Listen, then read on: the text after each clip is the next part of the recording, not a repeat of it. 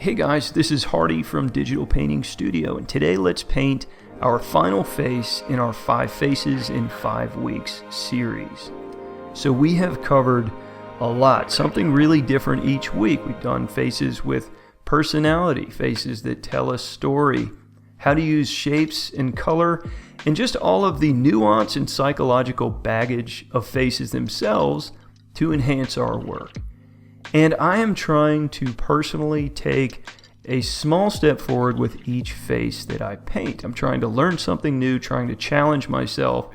So I thought that we would end the series on something completely different today, something totally different from the others. I'm going to try a non-human character, this kind of fantasy creature, and I'm not even sure what to call it. He'll have these really large eyes and pointy ears, and I'm vaguely imagining this is some kind of humanoid being that you might encounter in the woods in a game like The Witcher. But the backstory is not even the main point about this. The main point of this exercise is skin. And specifically, I'm going to give this creature blue skin. We're going to do some non-human skin tones. Weirdly, painting something crazy like a face with blue skin can actually teach us quite a lot about how to paint people, how to paint human skin tones, because it forces us to examine what qualities make skin look real and lifelike. So let's dig into that as I'm sculpting the main features of this guy's face. Now there's quite a lot going on with skin. It's one of the more complex materials an artist can attempt to paint, and we spend quite a lot of time on this topic with the Academy students because it is such a challenge. What makes a face look alive? What gives it that authenticity, like it's a living, breathing being, rather than just like a mannequin face that is painted some fleshy color? Let's try to boil that answer down into 3 main elements. And the first one is elasticity. Basically the stretchiness of skin. How does it deform and wrinkle based on facial expression? What areas of the face tend to have fine, small wrinkles, or what areas tend to stay smooth? How does age or mood or expression affect this?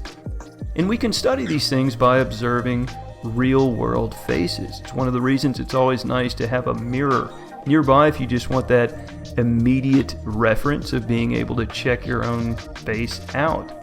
It's really nice to just be able to pay attention to how skin stretches and wrinkles. Things like the wrinkles between the eyebrows look when a face looks angry or disdainful, kind of like this guy, or how the lips bunch up when a face is tense. And skin has these really specific textures to it, so when these little changes happen, it's very different from how rubber or cloth would behave. And if we can pay some really close attention to how those dynamics work, how to treat skin as a material with all these dynamics, it can really add authenticity to our work. So paying attention to elasticity, to the way skin texture behaves, is huge. The second main attribute to painting realistic skin, and the one that I think is the most important, is hue variation. This is the single greatest factor determining how alive a face feels, how to elevate it beyond just looking like plastic. And I chose to paint a blue character precisely to practice this most important point. It raises the challenge level, but it also helps us to understand these important color cues that can make our faces feel alive. And basically this is it. We need to vary the hue of the skin in order for it to feel alive. So check out how certain parts of this guy's face have a touch more red to them. The cheeks, the nose, lips, and especially the ears are all just a touch warmer than the skin tone surrounding them. And this is exactly what we do when painting human faces.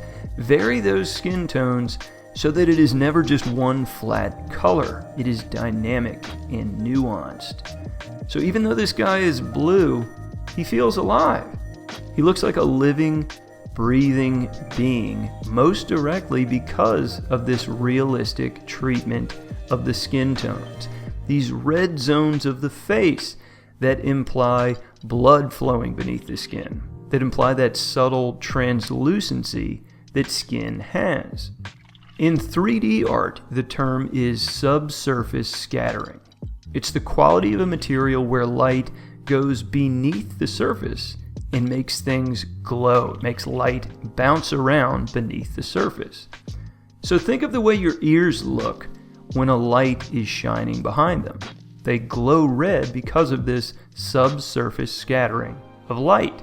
Check out the tips of Baby Yoda's ears. They always have this warm glow to them, because artists know that this subsurface scattering can be used to make a creature seem more lifelike. Remember that skin is never just a single color. There are all kinds of light dynamics at work, and this is stuff that you can really study and learn in depth. But if you just want some quick, fairly nice results, just remember to make those certain zones of the face a little more red. And even if the face is blue or green or whatever, it will look more authentic. The final attribute of skin that we'll check out today is luster, the shininess of something. And you may have noticed I've done a second round of highlighting once I have my main colors resolved. This is the luster pass. This is where I add a bit of that shine and reflectivity to the skin, and it always just gives that extra nice little boost of realism. This is often overlooked, which totally makes sense. We're already considering so many things just to get to this point. The forms of the face, the values, the colors, all of this stuff just to make it look three-dimensional and believable. But if we can go this one small extra step, it always adds new levels of realism. Skin is just kind of shiny. Unless someone has really heavy makeup on to give them that airbrushed look, skin naturally has a small amount of specular highlight to it. It shines and reflects light back at us. We should use this with some restraint. If you go overboard, it can make the skin look really oily, or it can make the character look like wet or sweaty or something. But if you can find that right balance, just this little bit of extra highlight, it really just adds this nice pop of authenticity, makes it read as real skin. So don't forget this one. Let's check out the finished painting. I love how alive and believable this totally invented creature feels just because of the realistic skin tones. Elasticity, hue variation, and luster, all working together to bring this blue dude to life. I hope you like this one, and I hope that the entire 5-week series has helped you take some steps forward in your face painting skills. The challenge entries that have been coming in have been beautiful, so thanks to everyone for participating. I'm going to leave the challenge active for one more week, and then winners will be picked, and we will contact you if you are one of the 5 winners. But regardless, thanks to everyone for such a cool response to the challenge, and we will definitely do more of these in the future. New stuff coming next week, so definitely subscribe to see what's coming next. In the meantime, paint something cool today. Take care.